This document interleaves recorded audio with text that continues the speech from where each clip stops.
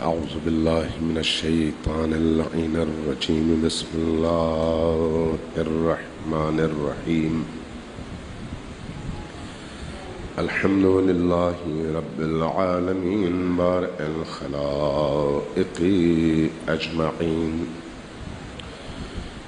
والصلاة والسلام على جميع الأنبياء والمرسلين،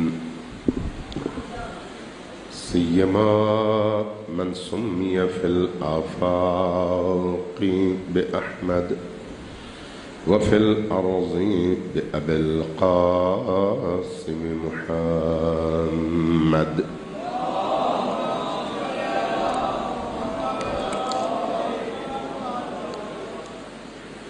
والصلاة والسلام على أولاده الطيبين الطاهرين المعصومين الميامين، واللعنة الدائمة على أعدائهم أجمعين من يوم عداوتهم إلى قيام يوم الدين. أما بعد، فقد قال رسول الله صلى الله عليه وآله وسلم: إن الحسين مصباح الهدى وسفينة النجاة، إن لقتل الحسين حرارة في قلوب المؤمنين لا تبرد أبدا. صلوات محمد.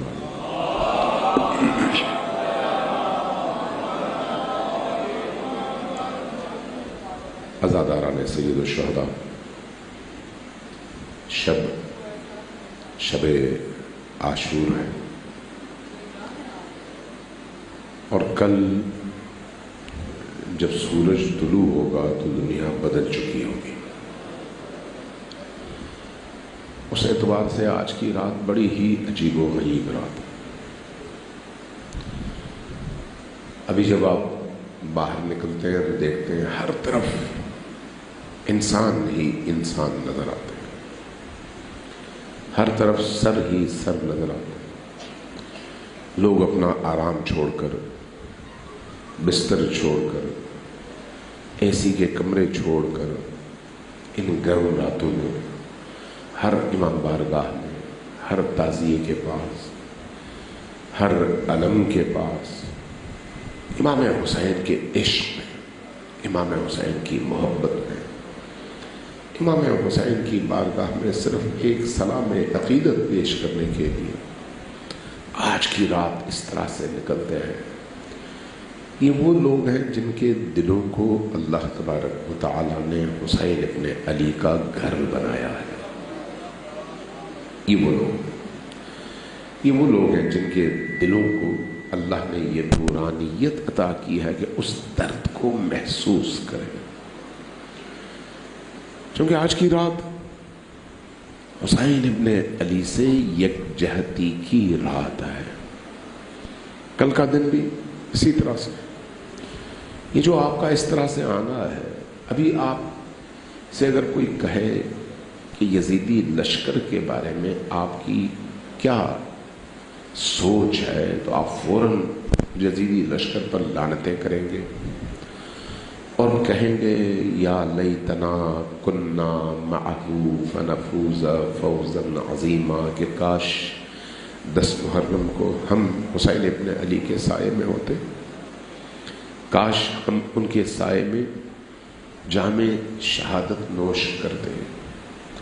یہ جو آپ میں سے ہر ایک کی خواہش ہے، یہ وہ چیز ہے جو آپ کو ولی خدا سے جوڑتی ہے. یہ ولایت سے جوڑنے والی بات ہے. اور یاد رکھیے، تا قیامت انسان 2 حصوں میں تقسیم ہے. ایک وہ جو حسین کے لشکر میں ہے، ان کے بابا کے لشکر میں ہے، ان کے جد کے لشکر میں ہے، ایک وہ جو ان کے دشمنوں کے لشکر میں. یہ جو دو لشکر ہیں آمنے سامنے، یہ ہمیشہ کے لیے ہے. ضروری نہیں ہے کہ 61 ہجری کے کربلا میں ہم نہ ہوں تو ہم اس لشکر میں بھی نہ ہوں. نہیں، ایسا نہیں ہے. امام علی علیہ السلام صفین سے واپس آ رہے تھے. رستے میں ایک صحابی نے سامنا کیا اور عرض کیا یا امیر المؤمنین، میں تو اس عذر کی وجہ سے آپ کی فوج میں شامل نہیں ہو سکا، آپ کے رکاب میں، آپ کے سائے میں، آپ کے دشمنوں سے لڑ نہیں سکا، لیکن میری بڑی آرزو تھی کہ میرا بھائی وہ یہ کام کر سکتا تھا، وہ کاش آپ کے لشکر میں ہوتا اور آپ کے لشکر میں کھڑا ہو کر آپ کے دشمنوں سے لڑتا. امیر المومنین نے پوچھا کہ کیا اس کا دل یہی کہتا ہے جو تم کہتے ہو؟ کہا کہ ہاں، اس کا دل بھی ایسا ہی ہے، اس کی بھی آرزو یہی تھی، لیکن جو بھی وجہ بنی اس کو موقع نہیں ملا. فرمایا اگر اس کی آرزو یہ تھی تو وہ ہمارے لشکر میں شامل ہے، اور صرف وہ نہیں ہے بلکہ اس کے بعد بھی تا قیام قیامت جتنے بھی لوگ آئیں گے جن کی آرزو یہ ہوگی کہ کاش ہم علی ابن ابی طالب کے ساتھ ہوتے، وہ سب کے سب میرے لشکر کے سپاہی ہیں اور میری فوج میں شامل آئے. آپ اسی فوج حسینی کا حصہ ہیں. ہاں، کیٹیگریز میں فرق ہو سکتا ہے. جتنی سوچ اعلیٰ ہوگی، جتنی روح بلند ہوگی، جتنا دل پاکیزہ ہوگا، جتنی عبودیت اور بندگی خالص ہوگی، اتنا مقرب ہوگا انسان، اس میں کوئی شک نہیں. لیکن ہوگا اسی لشکر میں. دو لشکر ہیں، ایک علی کا لشکر اور ایک علی کے دشمنوں کا لشکر. یہ جو علی کے لشکر میں کھڑا ہونا ہے یہ خود اپنی جگہ بہت بڑی فضیلت ہے. ہو سکتا ہے علی کے لشکر میں بندہ ہو، اس کی نماز چھوٹ جائے، ہو سکتا ہے علی کے لشکر میں بندہ ہو، اس سے کوئی گناہ سرزد ہو جائے. اس گناہ کی سزا اپنی جگہ، اس فرض کو چھوڑنے کی سزا اپنی جگہ، لیکن وہ ہے حق کے لشکر میں. لہذا جب وہ حق کے لشکر میں ہے تو مجموعی طور پر یہ لشکر جس مقام پر بھی ہے وہ فرد بھی اسی مقام پر آئے. جبکہ اس کے مقابلے میں جو لشکر علی کے دشمن کا لشکر ہے، حسین کے دشمن کا لشکر ہے، حسن ابن علی کے دشمن کا لشکر ہے، اس لشکر میں چاہے عابد ہو، زاہد ہو، قاری قرآن ہو، حافظ قرآن ہو، اور رات سے لے کر صبح تک اللہ کی بارگاہ میں گڑ گڑانے والا انسان ہو، چونکہ اس کا ایمان باطل ہے اور لشکر باطل ہے، لہٰذا چاہے کچھ بھی ہو جائے اس کا مقام وہی ہے جہاں پر اہل جہنم ہوں گے. فرق ہے لشکروں میں. آپ لشکر حسین کے سپاہی ہیں، اس وقت آپ اس لشکر میں ہیں. رات امام حسین علیہ السلام کی میزبانی کی رات ہے. امام حسین میزبان ہے. رات رسول اللہ کی میزبانی کی رات ہے. یہ یاد رکھیے، یہ رات ہو، کل کا دن ہو، جو کچھ بھی کرتے ہیں، چاہے وہ آپ نماز پڑھتے ہوں، چاہے آپ اشک بہاتے ہوں، چاہے آپ کوئی اور عبادت کرتے ہوں، چاہے آپ زیارت پڑھتے ہوں، چاہے آپ زیارت عاشورہ پڑھتے ہوں، چاہے آپ زیارت وارثہ پڑھتے ہوں، چاہے قرآن کی تلاوت کرتے ہوں، یہ سارے کے سارے اعمال آج کی رات اور کل کے دن کے حوالے سے اہم ہیں، مفید ہیں، اور یہ ساری کی ساری عبادتیں آپ کے دلوں کو حسین ابن علی سے مزید جوڑنے کا سبب ہے. گریا بھی اسی طرح سے. جب آنسو بہے تو انسان حسین ابن علی کی بارگاہ میں پہنچتا ہے. حسین ابن علی اللہ کی بارگاہ میں جو ان کا مقام ہے، کل میں نے کچھ اشارہ کیا تھا، بہت عجیب و غریب مقام ہے. ہمارے ایک استاد تھے، وہ یہ بیان کیا کرتے تھے. انہوں نے یہ واقعہ سنایا، کہا کہ قم میں حضرت معصومہ سلام اللہ علیہا کے حرم کے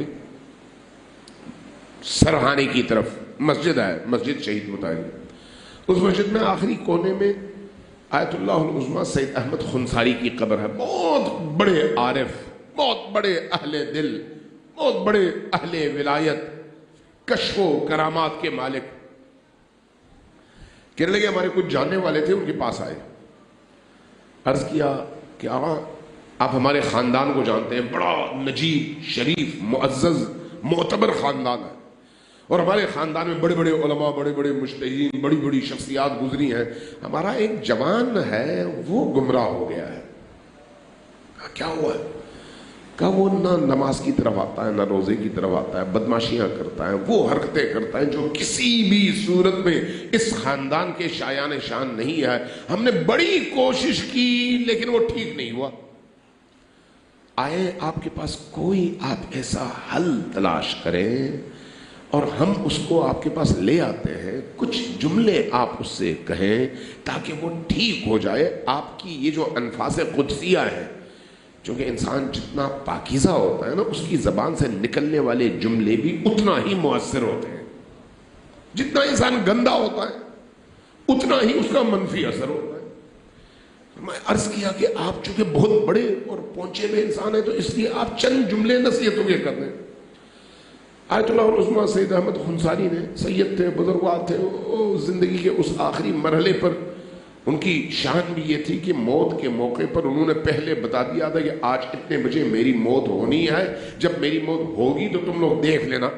آئے اس سے پہلے خود غسل کیا، خود نہائے، نئے کپڑے پہنے، بستر پر لیٹ گئے. اچانک اٹھے، بیٹھے، سامنے دیکھا اور کہا السلام علیک یا ابا عبداللہ الحسین. یہ کہا، مسکراہٹ آئی، لیٹ گئے اور اپنی جان اسرائیل کے سپرد کر دی اور چلے گئے. یہ اولیاء اللہ کی شان ہوتی ہے. کہنے لگے کہ انہوں نے بڑا اصرار کیا. آیت اللہ سید احمد خنساری نے تھوڑی دیر سر نیچے کیا، اس کے بعد کہا کہ میرے پاس ابھی لانے کا فائدہ نہیں ہے. یوں کرو، اگر اس کے اندر نور کی ایک ہلکی سی چمک اگر موجود ہو تو وہ ہدایت پا سکتا ہے. اس کے لیے تمہیں اس کو لے کے جانا پڑے گا کربلا امام حسین کی بارگاہ میں. کہا کیا کریں؟ کہا کسی طرح سے لے جاؤ کربلا. اچھا، گئے، اس کو کہا چلتے ہیں، نہیں مانا، بڑا زور دیا، بڑا مجبور کیا. مجبور کرنے کے بعد ٹکٹ بنوائی، ویزا دیا، لے گئے کربلا. اب ہوٹل میں پہنچے، ہوٹل سے نکلتا نہیں ہے. کہا بھائی نکلو، چلتے ہیں امام حسین کی بارگاہ میں. جی نہیں چاہتا، بہرحال اس کو مجبور کیا. جب ہوٹل سے لے کر آئے، پیدل چلتے چلتے چلتے چلتے حرم کے سامنے آئے اور نگاہ پڑی گنبد پر، تو اب دیکھا اس کی حالت متغیر ہونا شروع ہو گئی، حالت تبدیل ہونا شروع ہو گئی. مین دروازے پر آئے، جیسے ہی پہنچے سامنے دیکھا، قبر پر جیسے ہی نگاہ پڑی وہیں پر بیٹھ گیا. کہا کہ تم لوگ جاؤ، مجھے میرے حال پر چھوڑ. کچھ دیر گزری، اب یہ جوان اندر گیا، ذریعے سے چمٹا. اس کے بعد جو اس کی حالت تبدیل ہوئی، شام تک بیٹھا صرف روتا ہی رہا. زیارت ہو گئی، واپس آ گئے. یہ ہمارے استاد بتانے لگے ایک عرصے کے بعد یہ دوبارہ گئے آیت اللہ سید احمد خنساری کے پاس، تو ان کو یاد تھا. انہوں نے کہا ہاں بھائی تم لوگ اس جوان کو لے گئے تھے کربلا؟ ہاں لے گئے تھے. کہا اگر لے گئے تھے تو پھر میرے پاس کیوں نہیں لائے؟ کہا کہ حسین کے پاس پہنچنے کے بعد اب اس کو کوئی ضرورت نہیں ہے، وہ اتنا منقلب ہو چکا ہے کہ اب اس کی زندگی تبدیل ہو گئی ہے اور ابلیس کا سایہ ختم ہو چکا ہے، اور وہ واقعاً ایک بندے مومن کے طور پر اس وقت غرق ہے خدا کی یاد اور خدا کے ذکر میں. حسین ابن علی یہ کام کرتے ہیں انسان کے دل کے ساتھ. حسین ابن علی کسی کو کسی کا چھوٹے سے چھوٹا کام بھی، چھوٹے سے چھوٹا کام بھی جو حسین کے لیے ہو، اس کو نہ صرف فراموش نہیں کرتے بلکہ اس کا اجر فوراً دیتے ہیں. اپنے کندھوں پہ احسان نہیں لیتے کسی کا. یہ ایام حسین ابن علی سے اپنے دلوں کو جوڑنے کے ایام ہے. چاہے ہم کچھ بھی کر لیں، کچھ کریں، اپنے دلوں کو جوڑیں حسین ابن علی سے. یہ راتیں اس حوالے سے بہت غنیمت راتیں ہیں، بہت غنیمت راتیں۔ ہمارے ایک دوست تھے، انہوں نے مجھے یہ واقعہ سنایا جنگ کے دور کا، جب ایران اور عراق کی جنگ ہو رہی تھی 80s میں۔ کہا کہ جنگ ختم ہو چکی تھی، میں ایران سے ایک چھوٹے سے قافلے کے ساتھ بارڈر ایریا پہ میں موجود تھا، مہران کے بارڈر کے ایریا پہ، وہاں پر ہمارا علاقہ تھا۔ وہاں سے چند لوگوں کو لے کے ہم جاتے تھے کربلا پیدل۔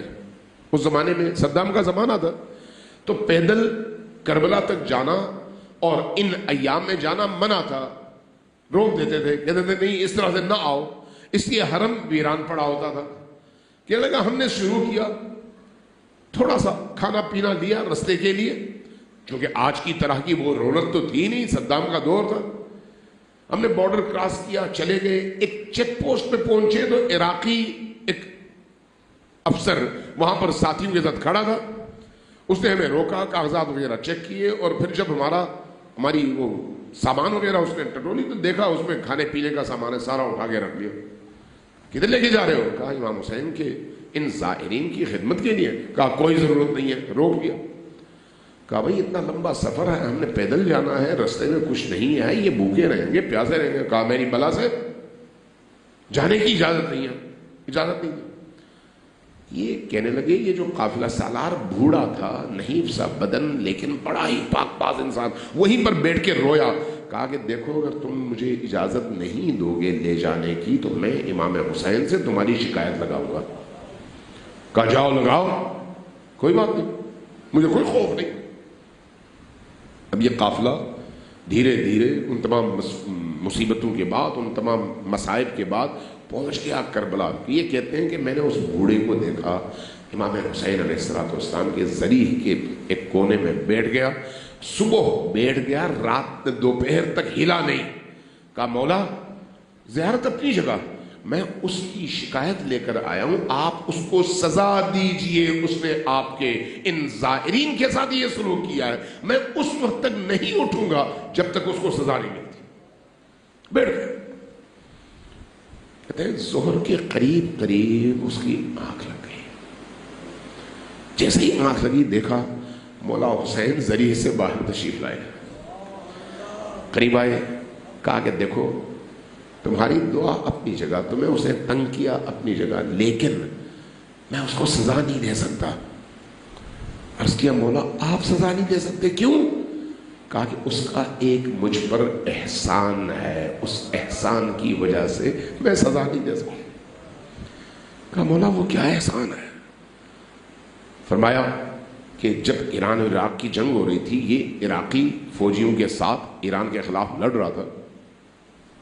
ایک دفعہ اس کا سارا لشکر جتنا بھی اس کا پلٹن تھا وہ سارے کا سارا تباہ ہو گیا، یہ اپنے ایک ساتھی کے ساتھ بچ گیا اور یہ بھاگے عراقی سرزمین کی طرف۔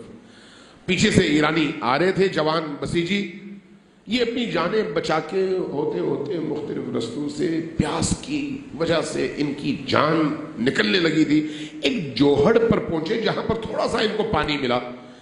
اس شخص نے جس کی تم شکایت لے کر آئے ہو جب وہاں پر پہنچا، اس نے پانی اٹھایا، اس کی اس وقت جان میں جان آئی کہ اس کو پانی مل گیا، اس نے پانی کے چند گھونٹ پیے اور وہاں پر اس نے اپنی زبان سے ایک جملہ دہرایا، صلوات اللہ علی الحسین، صلوات اللہ علی الحسین۔ یہ اس کا احسان ہے مجھ پر، اس کے اس احسان کی موجودگی میں اس کو تباہ اور برباد کیسے کروں اور اس کو کیسے سزا دوں؟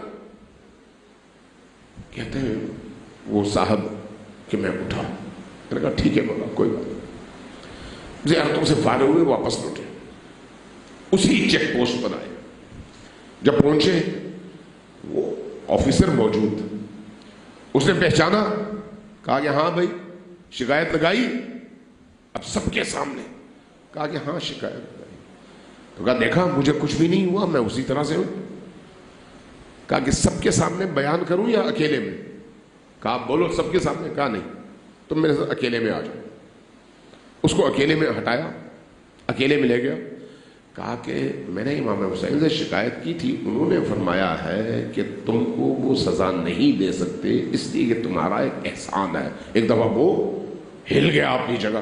کہا کہ تم کیا بات کر رہے ہو؟ کہا کہ یہ بتاؤ تم فوج میں تھے؟ کہا ہاں. ایران کے خلاف لڑے تھے؟ ہاں. یہ واقعہ ہوا تھا کہ تمہارے پلٹن کے سارے فوجی مارے جائیں؟ ہاں. کیا صرف تم اور تمہارا ساتھی بچ گئے تھے؟ ہاں. اور تم لوگ بھاگے تھے؟ جی ہاں. پانی ملا تھا؟ ہاں. پیاس سے مر رہے تھے؟ جی. جب پانی ملا تھا اور تم نے پانی پیا تھا اس وقت تم نے حسین ابن علی پر ایک سلام بھیجا تھا؟ کہا ہاں بھیجا تھا.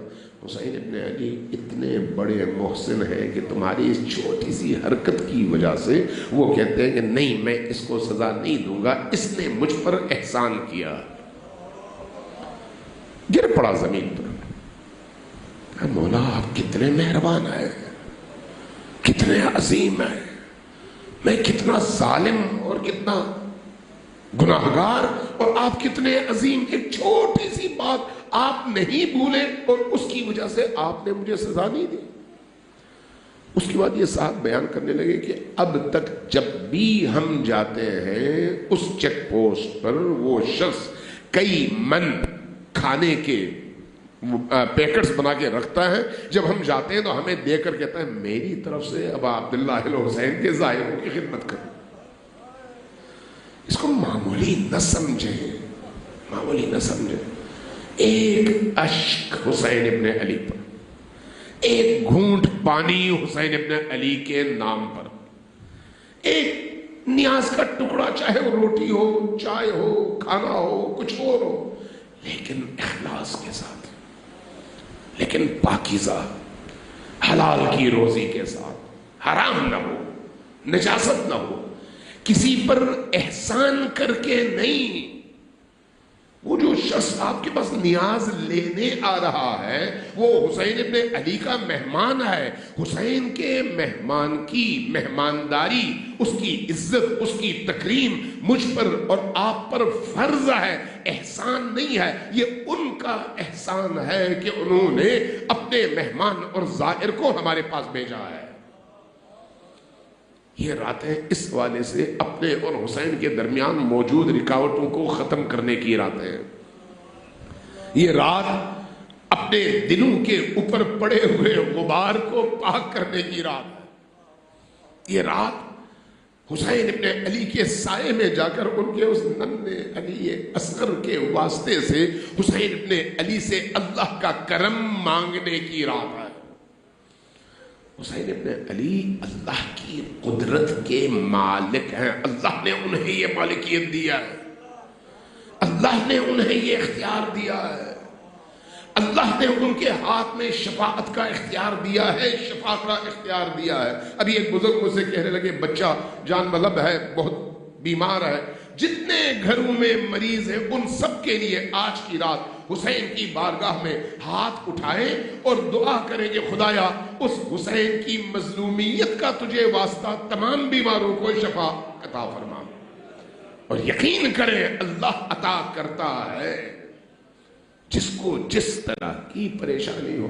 شرط یہ ہے کہ دل ٹوٹا ہوا ہو، آنکھیں اشکبار ہو اور غم حسین میں انسان غمگین ہو اور اللہ کی بارگاہ میں جب پہنچے تو اس کیفیت میں پہنچے کہ سر سے پیر تک سراپا فقر بنا ہوا ہو کہ خدایا میں کچھ نہیں ہوں، جو کچھ ہے تو ہے اور تیرے حسین کی بارگاہ میں آیا ہوں کہ حسین مجھ پر ایک کرم کی نگاہ ڈال دے، ایک کرم کی نگاہ.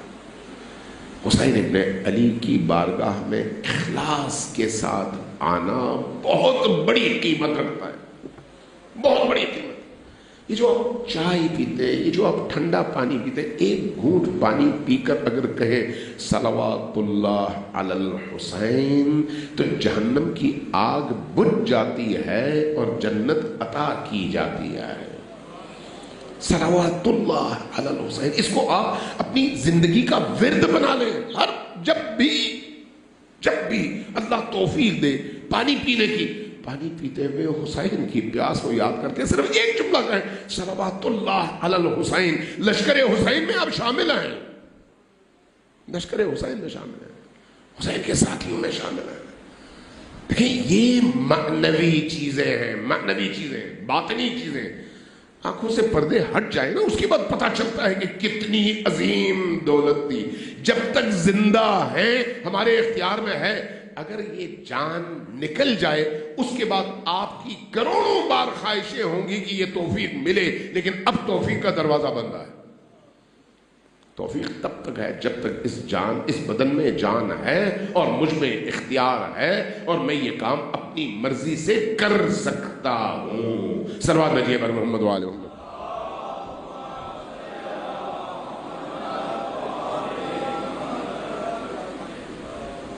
ایک دفعہ پھر ذرا صلوات بھیجیے پر محمد وآلہ محمد.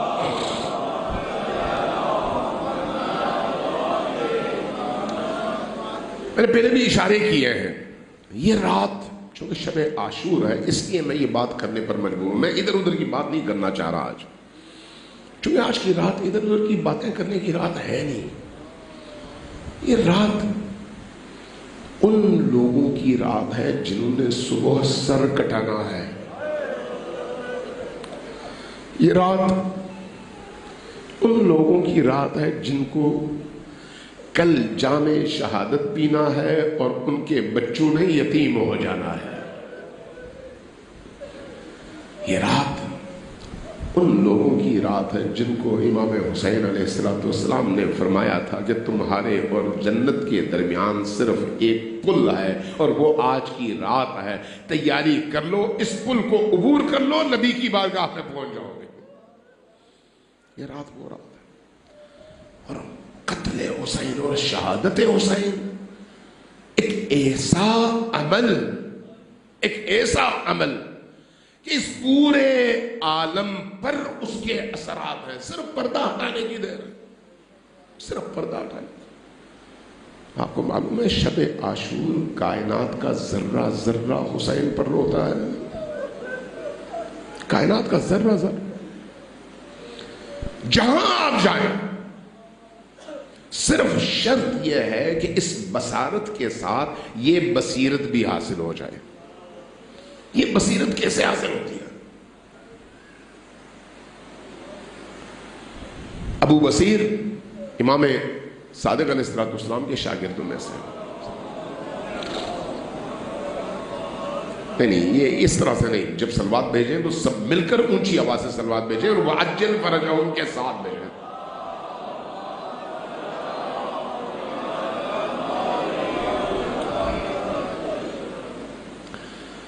ابو بصیر امام صادق علیہ السلام کے شاگرد ہیں اور نابینا ہیں. نابینا شاگرد، آنکھیں نہیں دیکھتی لیکن بڑے مقرب اور بڑے مقدس. ایک ایسے شاگرد جو محفل میں بیٹھے ہوتے ہیں، سارے ارد گرد میں موجود لوگوں کی آنکھیں ہیں، یہ نابینا ہیں. اچانک اپنی جگہ سے کھڑے ہو جاتے ہیں. جب کھڑے ہو جاتے ہیں تو باقی ارد گرد موجود لوگ یہ سمجھتے ہیں کوئی ضرورت ہے اس لیے کھڑے ہو گئے. فوراً ہاتھ پکڑ کے پوچھتے ہیں کوئی ضرورت ہے، کوئی مدد چاہیے؟ فرماتے ہیں نہیں.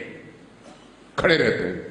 چند لمحے گزرتے ہیں، دروازہ کھلتا ہے، امام داخل ہو جاتے ہیں. اور جب امام داخل ہوتے ہیں تو باقی سب لوگ بھی کھڑے ہو جاتے ہیں. باقی جب سب لوگ کھڑے ہوتے ہیں پھر دیکھتے ہیں ابو بصیر کی آنکھیں نہیں ہیں لیکن وہ دیکھتے ہیں. ہماری آنکھیں ہیں اور ہم نہیں دیکھتے. اس لیے پھر پوچھتے ہیں یا ابا بصیر آپ کو کیسے نظر آتا ہے؟ ہمیں تو نظر نہیں آتا، ہمیں تو نہیں پتا چلتا. فرماتے ہیں کہ تم ان آنکھوں سے دیکھتے ہو، میں اس آنکھ سے دیکھتا ہوں، دل کی آنکھ سے. یہ جو دل کی آنکھ ہے یہ ہے بصیرت. یہ بصیرت ہے. لہذا بصیرت کی نگاہ کھلی ہو تو اس وقت یہ جو آپ نے سرخ لائٹیں لگائی ہوئی ہیں ماحول بنانے کے لیے لگائی ہوئی ہیں. ایک ماحول بنانے کے لیے. جب مصائب ہوتے ہیں آپ سرخ لائٹیں لگا دیتے ہیں، ایک ماحول بن جاتا ہے. وہ ماحول اپنی جگہ، یہ آپ کی بنائی ہوئی چیز ہے، حقیقی نہیں ہے، نظر آ رہا ہے. لیکن اگر پردے ہٹ جائیں تو آپ کو کائنات کا ہر ذرہ خون میں لتھڑا ہوا نظر آئے گا. خون میں لتھڑا ہوا. یہ میں ایسا ہی نہیں کہہ رہا، افسانہ بیان نہیں کر رہا، کائنات کی اس حقیقت کو بیان کر رہا ہوں جو اہل بصیرت نے دیکھا اور ہم تک پہنچایا اور بتایا. میں اس حقیقت کی بات کر رہا ہوں. ہمارے ایک استاد تھے, وفات پا گئے, تبریز کے تھے, مجتہد اور بڑے ہی پہنچے ہوئے آدمی. انہوں نے یہ واقعہ سنایا, فرمانے لگے عاشور کا دن تھا, میں حرم حضرت معصومہ میں گیا, اور جب حرم حضرت معصومہ میں زیارتوں سے فارغ ہوا اور تمام عبادات وغیرہ کی, تو اس کے بعد دل ابھی ٹھنڈا نہیں ہوا, چونکہ عاشور کا دن تھا, دل پشمردہ تھا. حضرت معصومہ کے حرم سے جیسے ہی آپ باہر نکلتے ہیں, سامنے ایک قبرستان ہے, اس کے ارد گرد دکانیں ہیں, جو لوگ گئے ہیں ان کو پتا ہوگا, مشرق کی جانب. درمیان میں دکانیں ہیں, ارد گرد ساری دکانیں ہیں, چار طرف چوکور ہے, اور درمیان میں قبرستان ہے. وہ قبرستان 2 کنال کا قبرستان ہوگا, اندر بڑے بڑے اولیاء دفن ہیں, بڑے بڑے اولیاء. اس لیے ہمارے بڑے بڑے یہ جو صاحبان دل, صاحبان باطن, عارف مسلک بزرگ ہیں, وہ وہاں پر عموماً تنہائیوں میں جا کے عبادتیں کرتے ہیں.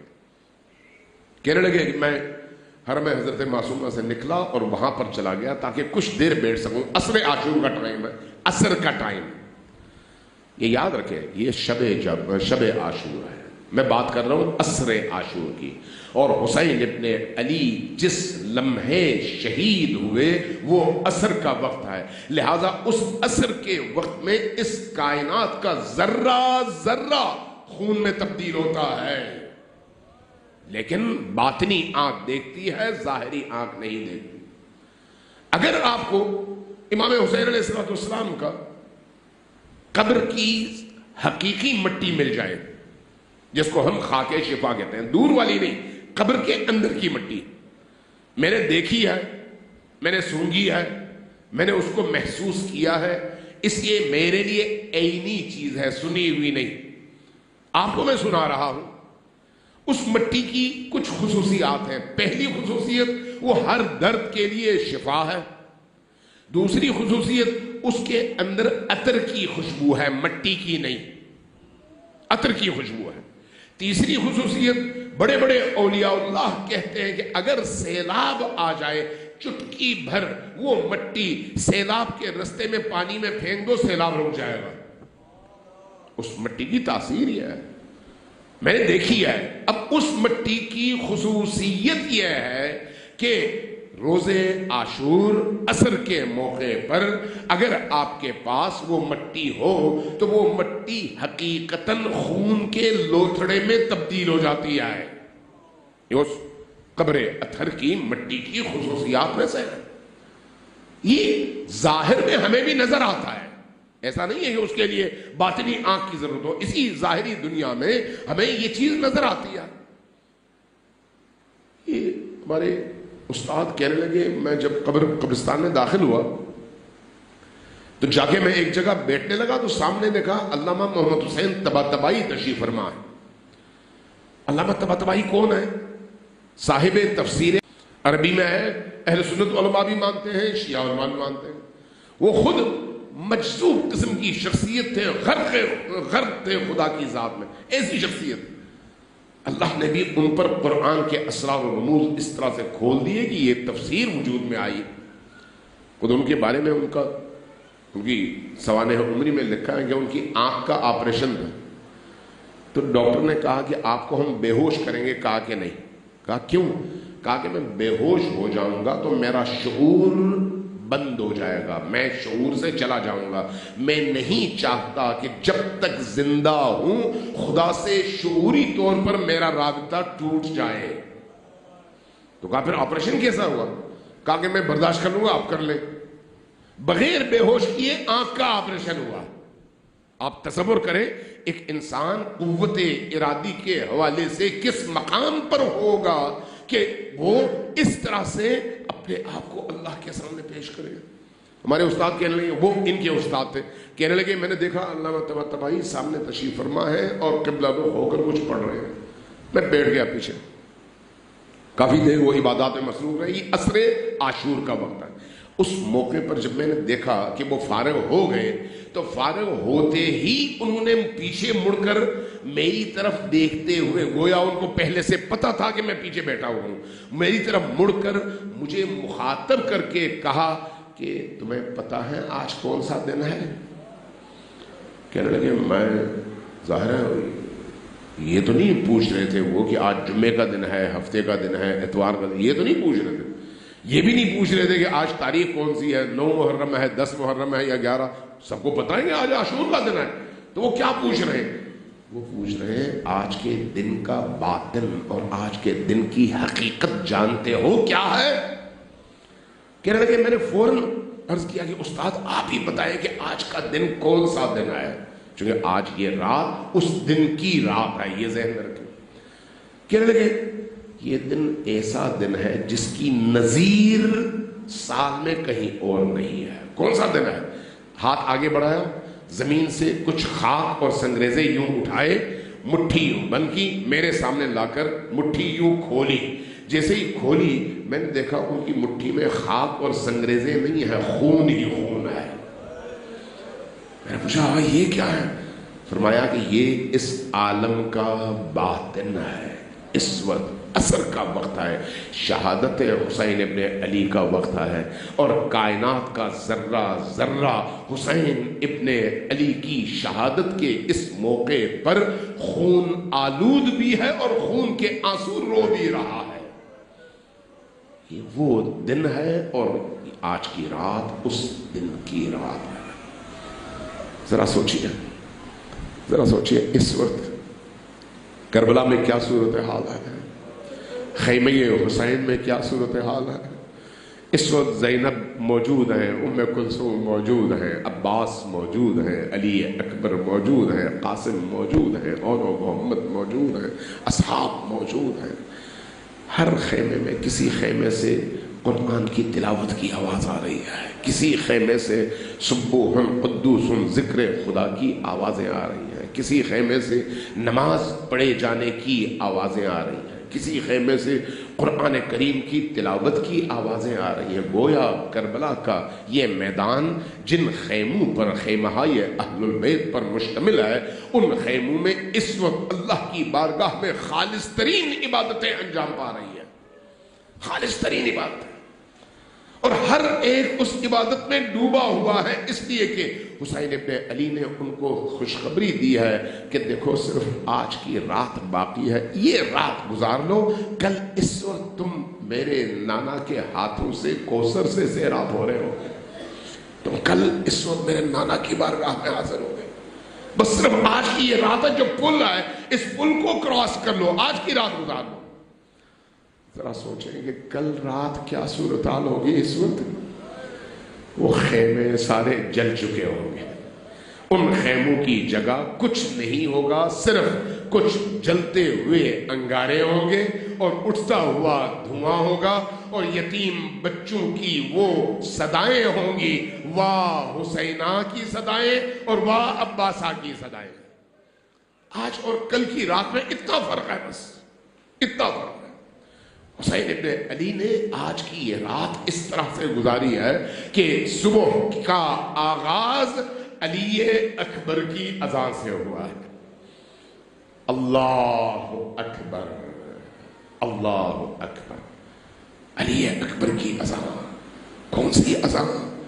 وہ اذان جو رسول اللہ کی اذان کی یاد دلا رہی ہے.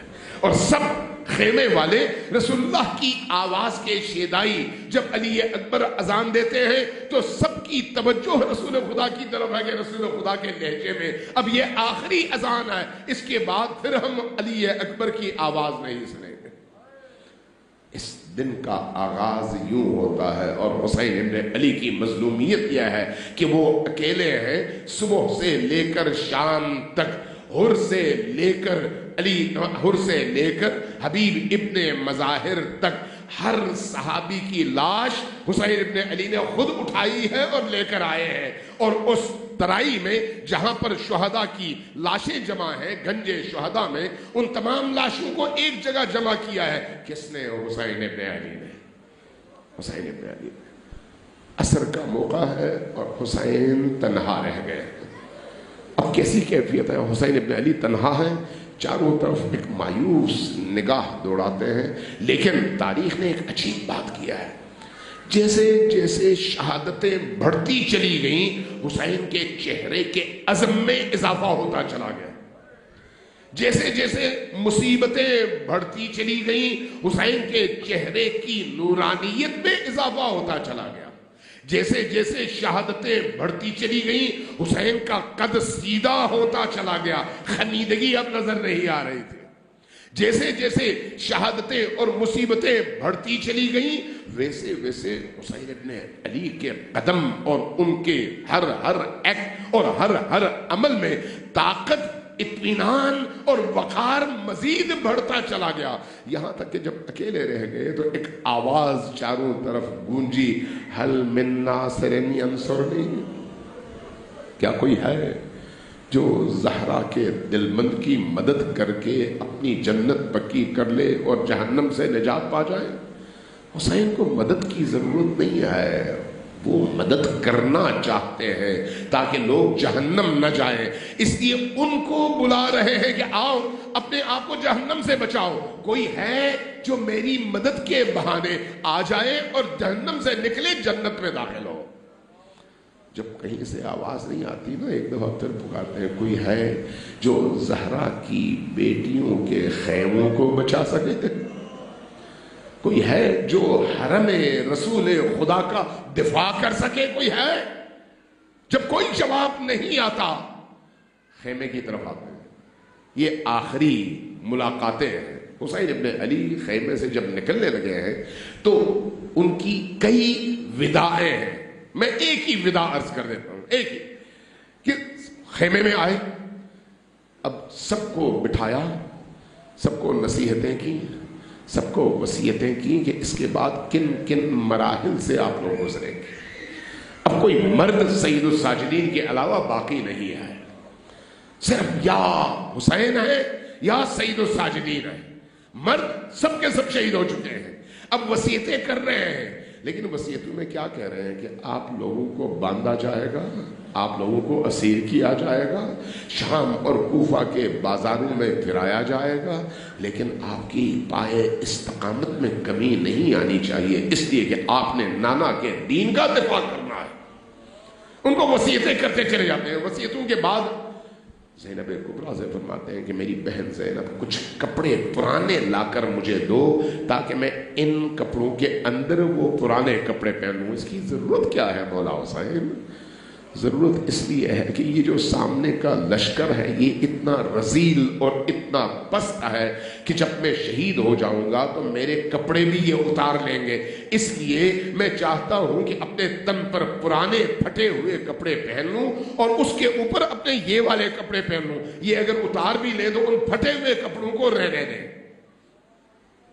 कपड़े लाए जाते हैं, इमाम हुसैन अलैहिस्सलाम कपड़े पहनते हैं, अपने आप को तैयार करते हैं, और उसके बाद बाज़ रावियों ने, बाज़ मुअर्रिखीन ने लिखा है कि जब अलविदाई मुलाकातें हो रही थी तो ऐसे कोहराम बर्पा हो गया खैमे हुसैन में, जैसे हुसैन खुद न जा रहे हो, जनाजा उठ रहा हो। एक ऐसी कैफियत। उसमें अचानक हुसैन इब्ने अली ने ज़ैनब कुबरा को अपने करीब किया और कहा कि बहन ज़ैनब, मैं माँ की एक वसीयत पर अमल करना चाहता हूँ, ज़रा मेरे करीब आना। क्या किया? करीब आई तो बाजुओं से कपड़ा हटाया और बाजुओं के बोसे देने लगे। ज़ैनब कुबरा पूछती है कि भैया हुसैन ये क्यों? फरमाया कि इसलिए कि मेरी शहादत के बाद इन्हीं बाजुओं को रस्सियों से बांधा जाएगा और बांधने के बाद आपको कूफा में, शाम में, शहर शहर, करिया करिया घुमाया जाएगा। इसलिए मैं उस वसीयत पर अमल कर रही हूं कि आपके इन बाजुओं का बोसा दे दूं और आपको बताऊंगा ये सब कुछ होने वाला। अब क्या हुआ? ज़ैनब कुबरा आगे बढ़ी, कहा हुसैन भैया जब आपने वसीयत पर अमल की तो मुझे भी माँ की एक वसीयत याद आ रही है। वो क्या है? जरा करीब आइए। करीब बुलाया और उसके बाद दाढ़ी ऊपर की, चेहरा ऊपर उठाया और हल्क में इस जगह जहां पर गला है और छुरी चलनी है उस जगह के बोसे देने लगी। कहने लगी मेरी माँ की वसीयत थी कि मेरा बेटा जब तुमसे रुखसत होने लगे तो बेटी ज़ैनब उस जगह बोसा देना जहां से मेरे बेटे को ज़बा किया जाए। ये वसीयतें खत्म हुई। हुसैन इब्ने अली बाहर तशरीफ ला रहे हैं, लेकिन जब बाहर आ रहे हैं तो क्या कैफियत है? अब घोड़े पे तशरीफ फरमा है, आगे बढ़ रहे हैं, दो कदम आगे बढ़े, घोड़ा रुक गया, जुलझना रुक गया। ये भी बाद मुअर्रिखीन ने लिखा है कि जुलझना रुक गया। अब हुसैन इब्न अली परेशान है, घोड़े को आगे बढ़ाना चाहते हैं, घोड़ा हिलता नहीं है। बाद लोगों ने लिखा है कि घोड़े को मुखातब करके कहा कि जुलझना तुमने भी साथ छोड़ दिया, लेकिन ऐसा नहीं है। घोड़ा सर हिला रहा है, नीचे देखा, क्या देखा, नन्ही सी सकीना आई है और जुलझना की अगली दोनों टांगों को पकड़ा है और कह रही है कि मेरे बाबा को लेकर न जाना, अब तक जो गया वापस नहीं आया, जो गया वापस नहीं आया। हुसैन इब्न अली उतरते हैं, इस बच्ची को सीने से लगाते हैं, उनको प्यार करते हैं, वापस लाके खेमे में सुपुर्द करते हैं और फिर मैदान में पहुंच जाते हैं। अब जो अली के बेटे ने अली की शुजाअत और अली की जंग के जौहर दिखाए तो अल अमान वल हफीज जहां गए कुश्तू के पुश्ते लग गए, थक गए, वापस आए, खेमे तक आए, एक दफा फिर सलाम किया, फिर गए, कई दफा ये दोहराया गया, कई दफा। हुसैन इब्न अली सामने लड़ रहे हैं। वो इलाका अगर आपने करबला आज से 30 साल 40 साल पहले देखी हो तो ये जहां पर मजार है, जहां पर कब्र है, ये बहुत गहराई में है, बाकी इलाका ऊंचाई में है। और कब्र के बिल्कुल किबले की समत पे दाएं जानिब कोने में एक टीला था जिसको तल्ले ज़ैनबिया कहते थे। ये एक ऊंचा टीला था। ज़ैनब कुबरा सामने मुखय्यम से, खेमों से आती, इस टीले के ऊपर चढ़ती, नीचे झांक कर देखती कि मेरा भाई अभी जिंदा है या नहीं, इसलिए उसको तल्ले ज़ैनबिया कहते थे। अब वहां पर इमाम बारगाह बन गई। ये जंग जारी रही, हुसैन लड़ते रहे और बार बार खेमे की तरफ आते हैं, बार बार जाते हैं। एक वक्त आया, प्यास का गलबा हुआ, थक गए। उस थकन की कैफियत में घोड़े का रुख किया फुरात की तरफ और फिर जितने भी लोग सामने आए सबका सफाया करते हुए पानी में दाखिल हो गए। अब्दुल रज़ाक मुकर्रम लिखते हैं मक़तल मुकर्रम में, कहते हैं कि जब पानी में दाखिल हुए, पानी पर कब्जा हुआ, पानी उठाया, फिर उसके बाद जुलझना से कहा, जुलझना तुम भी प्यासे हो, मैं भी प्यासा हूं, लेकिन जब तक तुम पानी नहीं पियोगे मैं नहीं पीऊंगा, पहले तुम पानी पियो। जैसे ये कहा, जुलझना भी हुसैन का घोड़ा है, उसने सर उठाया, गोया उसने पानी पीने से इनकार कर दिया। हुसैन इब्न अली ने चिल्लू में पानी जैसे ही उठाया, एक आवाज आई, ए हुसैन, आप पानी की तलाश में पानी पी रहे हैं और आपके खेमे पर हमला हो चुका है। अब गैरत हुसैनी देखिए, पानी उसी तरह से फेंका, वापस निकले, बर्क रफ्तारी से आए खेमे के पास, देखा खेमे महफूज हैं। पता चला इस दुश्मने रजील ने पानी पीने से रोकने के लिए ये शोशा छोड़ा। दोबारा आए मैदान में, दोबारा लड़ाई शुरू की। इस लड़ाई में कोई हुसैन का हरीफ नहीं है, कोई सामने आकर लड़ने की जुर्अत नहीं करता। उमर इब्ने साद ने एक दफा ऐलान किया कि लोगों, ये अली का बेटा है, तुम्हें नहीं पता अली कैसा जरी था, ये अली का बेटा है, इसको इस तरह से तुम शिकस्त नहीं दे सकते। चारों तरफ से तलवारों, तीरों, भालों, नेजों और बर्शियों से इस तरह से दूर से हमला करो कि हुसैन जख्मों की ताब न लाए और गिर पड़े। चारों तरफ से हमले हुए, तीरों की ऐसी बारिश हुई कि तारीख कहती है, सैयद इब्ने ताऊस ने लिखा है लुहूफ में, गालिबन वहां पर मैंने हदीस पढ़ी है कि हुसैन इब्ने अली इस तरह से तीरों के नरगे में आ गए कि जिस्म के चारों तरफ तीर थे और कोई जिस्म का हिस्सा सालिम नहीं था। इस कैफियत में हुसैन इब्ने अली जमीन पर गिरे हैं। लेकिन जब जमीन पर गिरे हैं तो कैसे गिरे हैं? न जीन पर थे न जमीन पर थे, इसलिए कि तीरों के ऊपर लेटे हुए थे। बड़ी मुश्किलों से तीरों को अपने जिस्म से बाहर निकाला है। एक वक्त वो आया जब तीर निकालते निकालते थक गए, खून बहता जा रहा है। एक दफा उठे, तलवार के सहारे से उठकर अपनी पेशानी से और आंखों से खून साफ करने लगे तो अचानक एक पत्थर आया और पेशानी से टकरा गया।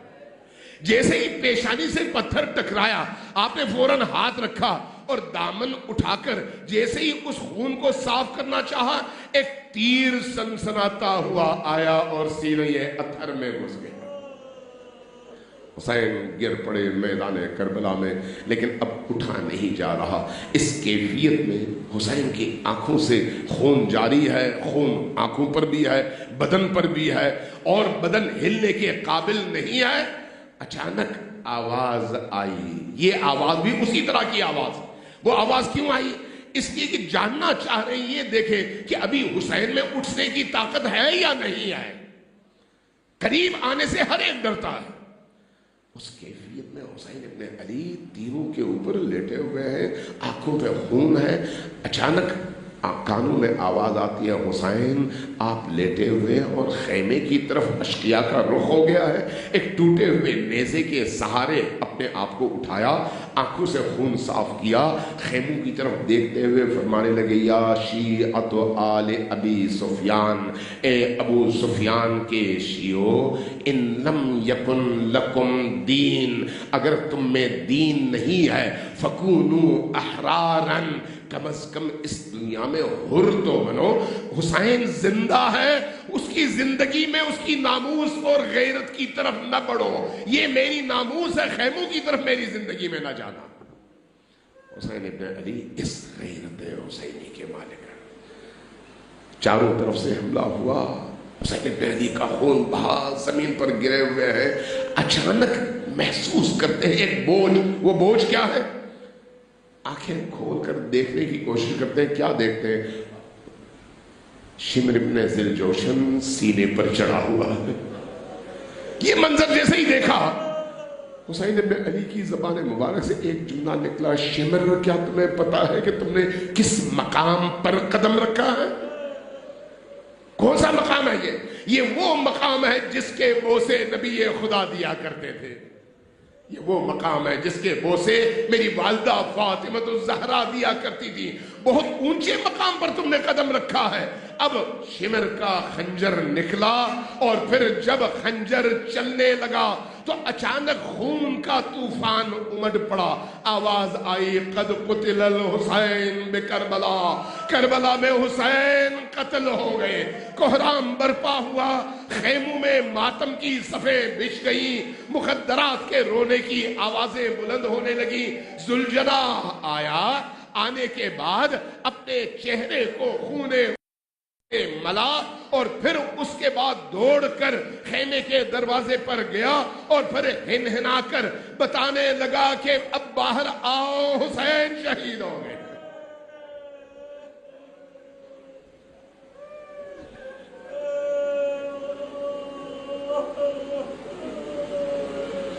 انا للہ و انا الیہ راجعون وسیعلم الذین ظلموا ای منقلب ینقلبون۔ اگر آپ اجازت دیں تو آپ کے ماتم سے پہلے چند دعائیں ہوں۔ آج کی رات دعاؤں کی قبولیت کی رات ہے۔ دعاؤں میں جو شرط ہے وہ آنکھوں کا نم ہونا، دل کا ٹوٹا ہوا ہونا، خدا کی طرف متوجہ ہونا، ولی خدا کی طرف متوجہ ہونا، مقام کا پاکیزہ ہونا، زمان اور وقت کا قیمتی ہونا، یہ ساری شرائط دعا کی ہیں، اور اس وقت یہ ساری شرائط یہاں پر آپ کے پاس موجود۔ آئیے چند دعائیں کرتے ہیں۔ خدایا ہماری اس قلیل عبادت کو قبول فرما۔ آمین کی آواز اونچی رکھیں۔ خدایا ہماری ان عزاداریوں کو قبول فرما۔ خدایا ہمارے ان آنسوؤں کو قبول فرما۔ خدایا ان آنسوؤں کو ہمارے گناہوں کے پاک ہونے کا ذریعہ قرار دے۔ خدایا ہم نے جتنی بھی خطائیں کی ہیں ان تمام خطاؤں سے درگزر فرما۔ آئندہ ہمیں خطا نہ کرنے کی توفیق عطا فرما۔ خدایا ہماری زندگیوں میں حسین ابن علی کو ہماری زندگی کا سب سے بڑا سرمایہ قرار۔ خدایا دنیا میں زیارت حسین اور آخرت میں شفاعت حسین ہم سب کو نصیب فرما۔ خدایا جب تک ہم زندہ ہیں حسین کے نقش قدم پر چلنا نصیب فرما۔ خدایا حسین کی راہ میں کی توفیق ہم سب کو نصیب فرما۔ خدایا حسین کے بابا علی کی شفاعت دنیا میں بھی اور آخرت میں بھی نصیب فرما۔ خدایا حسین کی والدہ زہرا اطہر کی شفاعت محشر کے اس سخت ترین دن میں ہم سب کو نصیب فرما۔ خدایا ان آنسوں کے ذریعے سے ہمارے ان دلوں میں موجود سیاہیوں کو پاک فرما، ہمارے اندر موجود کدورتوں کو صاف فرما، ہمیں ایک دوسرے کے لیے معافی کا جذبہ رکھنے کی توفیق عطا فرما، ہمیں ایک دوسرے کو معاف کرنے کی توفیق عطا فرما۔ خدایا جو لوگ اس محفل میں بیمار ہیں ان سب کو شفائے عاجل و کامل نصیب فرما، جن عزیزوں اور عزاداروں کے گھروں میں بیمار ہیں ان سب بیماروں کو شفائے عاجل و کامل نصیب فرما۔ خدایا جو بچے، جو بوڑھے، جو بڑے ہسپتالوں میں، گھروں میں بیماری کی کیفیت میں، بعض کو کینسر ہے، بعض کو گردوں کی تکلیف ہے، بعض کو دیگر تکالیف ہے، خدایا ان سب کو علی اصغر کی مظلومیت کا واسطہ آج کی رات شفائے عاجل اور کامل نصیب فرما۔ خدایا آج کے صدقے میں کل کا سورج جب طلوع ہو تو ہمیں پاک و پاکیزہ فرما۔ خدایا جن گھروں میں بچیاں ہیں، شادیاں نہیں ہوئی، انہیں اس رات کے صدقے میں صالح ترین حسینی جوانوں کا رشتہ عطا فرما۔ بارہا جن گھروں میں اولادیں نہیں ہیں ان کو حسینی اولاد، صالح اولاد، سالم اولاد نصیب فرما۔ خدایا جو لوگ پریشان حال ہیں معیشت کے حوالے سے، تنگ دستی کے حوالے سے، بے روزگاری کے حوالے سے، خدایا ان کے رزق اور روزی میں اضافہ فرما۔ خدایا اس وقت حق اور باطل کی جنگ پوری دنیا میں جاری ہے، ہمارے رہبر شہید ہو چکے، ہمارے عظیم ترین کمانڈر شہید ہو چکے، خدایا تجھے ان شہداء کا واسطہ امام زمان کے ظہور میں تعجیل فرما، ہمیں امام زمان کے سپاہیوں میں شمار فرما۔ خدایا تو نے وعدہ کیا ہے کہ تیرا مہدی ظہور کرے گا اور وہ ظہور عاشور کے دن، جمعے کے دن ہوگا۔ خدایا کل عاشور بھی ہے اور جمعہ بھی ہے، ان کے ظہور میں تعجیل فرما۔ خدایا ہم سب کو ظہور مہدوی کے لیے خود کو تیار کرنے کی توفیق عطا فرما۔ خدایا ہمیں دوسروں کی محتاجی سے نکال کر صرف اور صرف اپنا اور اپنے اولیاء کا محتاج قرار دے۔ خدایا جب تک ہماری آخری سانسیں ہیں ہمیں دین کا خادم بننا نصیب فرما، اور جب مرنے لگے تو دین کی خدمت کی راہ میں موت نصیب فرما۔ جتنے بھی ہمارے شہداء ہیں ان سب کو شہداء کربلا کے ساتھ محشور فرما۔ ہمارے جتنے بھی مرحومین ہیں ان تمام مرحومین کو، ہمارے ماں باپ، بہن، بھائی، عزیز، اقارب جتنے بھی اس وقت عالم برزخ میں ہیں، خدایا تجھے آج کی رات کا واسطہ، عاشور کی شب کا واسطہ، حسین کی مظلومیت کا واسطہ، زینب کبریٰ کی آہو بکا کا واسطہ، ہمارے ان تمام مرحومین کو حسین ابن علی کے سائے میں حیات اخروی اور بابرکت زندگی نصیب فرما۔ ان کی برزخ کی تمام ان عقاب اور سختیوں کو ان سے دور فرما، اور ان کو برزخ کی تمام نعمتوں سے مالا مال فرما۔ ربنا تقبل منا انك انت السميع العليم برحمتك يا ارحم الراحمين وصلی اللہ علی محمد وآلہ الطاہرین۔ ان تمام دعاؤں کی اجابت کے لیے 3 دفعہ لیکن وعجل فرجہم کے ساتھ اونچی آواز سے درود بھیجیے بر محمد و آل محمد۔